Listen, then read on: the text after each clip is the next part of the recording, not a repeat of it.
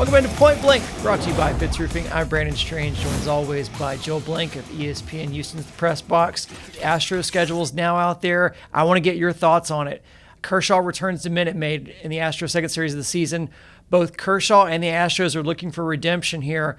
Talk to me about what your thoughts are on that series. Well, there's a lot of thoughts because obviously you look at it and you say, well, first and foremost, we're looking at a revisit of the 2017 World Series. And then we know because of the cheating scandal that Cody Bellinger and others on the Dodgers have had quite a bit to say about the Astros. And they didn't think that they were going to see them in play. And now they're going to be front and center. And there's going to be a lot of people watching, whether they're in the stands or not. It's going to be must-see TV to see how it all plays out. Is there going to be revenge on the Dodgers' part? Are they going to retaliate and try and go at the Astros hitters literally? And then, as you mentioned, the Kershaw factor and how does he going to do? If Kenley Jansen gets in the game, does he come in and have flashbacks to what happened when he faced the Houston lineup?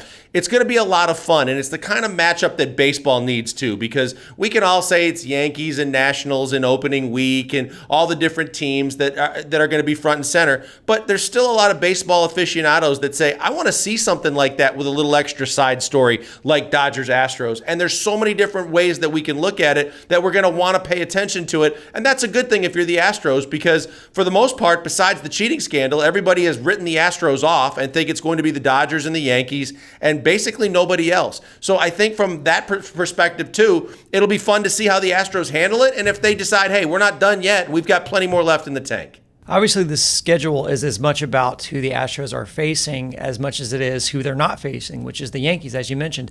I want you to compare the Astros and Yankees schedule, but before we do that, let's get a word from our video sponsors at Fitz Roofing. Boy, we love the Fitz family because they're so supportive, whether it be here with the videos on SportsMap or everything we do on ESPN 97.5. They're fantastic, and they're the same way with the people of Houston, Texas. They're locally owned and operated. They're dedicated to serving the people in Houston and any kind of roofing needs you may have. Whether you have a leaky roof or you're looking to put a new roof on your business or your house, they're here to help. And they do their estimates for free. So all you got to do is call 832-521-3001. They'll come to you, tell you what they can do, and then they'll go on their way. If you want them to come back, you just reach back out. They come back, do fantastic work with A1 customer service and the best ratings in the business.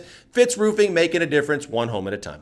All right, so who has the easier schedule, Astros or Yankees, and how much does travel tip the scale on your judgment there? That's the big thing, Brandon, because from a travel perspective, the Astros are going to have the second most miles, I think, in Major League Baseball travel on their schedule of like 13,000 plus.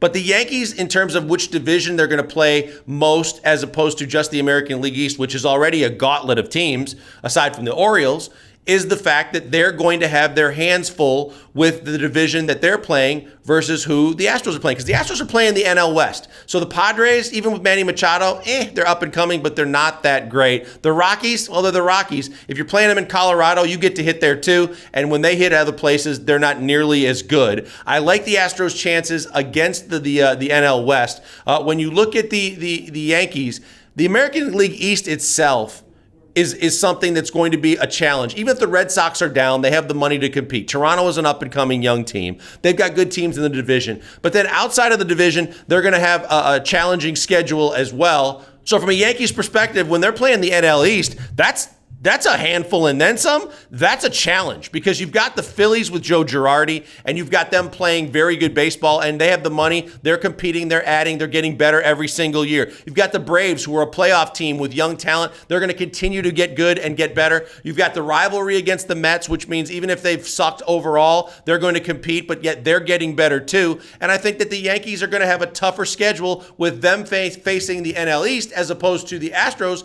facing the NL West. So advantage Astros there. And then the other thing that you have to factor in from an Astros perspective is they've owned the division. They've owned the division for a good many years now. And I fully intend, even though the A's are better, the Rangers are better than they've been, the Mariners are not. And I don't see there any reason why the Astros aren't going to own the division again, as opposed to what the Yankees might face in a tougher AL East. But I think overall, advantage Astros in terms of the divisions that they're playing. Now, travel is a different story because everything is all congregated on the East Coast. Yankees aren't going to travel nearly as much as the Astros.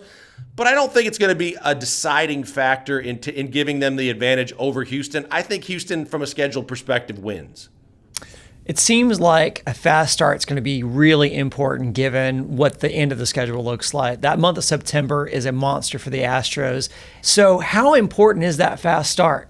It's not only how you start, it's how you finish, Brandon, to your point. Because if you look at the way the schedule is in such a compact schedule of 60 games, how it sets up for them, as you said, you can't afford any kind of 10-game losing streaks. You can't afford to have a 5-game losing streak. And if you start the season slow, like traditionally some teams get out of the box slow. Look at the Mariners last year. They started 13-2, but we knew that's not who they really were. But it was sorted out over 162. Now you take the Mariners and say, if you started out 13-2 this year, you might be a playoff team, and you might have an advantage over everybody that's insurmountable at the end of the season. So I think it's a big factor for the Astros, both how you start and how you finish, and they can't afford any slip-ups along the way. They have veterans in the clubhouse. They have experience across the board. They've already faced the heat in terms of the cheating scandal, and they're looking forward to having an extra chip on their shoulder with something more to prove because of the fact that they want everybody to know, regardless of what everybody says about the cheating scandal, they're still a damn good baseball team, and they're out to prove it this season. So I think the Astros are looking forward to take all comers, and they're going to really look at every single opportunity as a chance to rename themselves in baseball.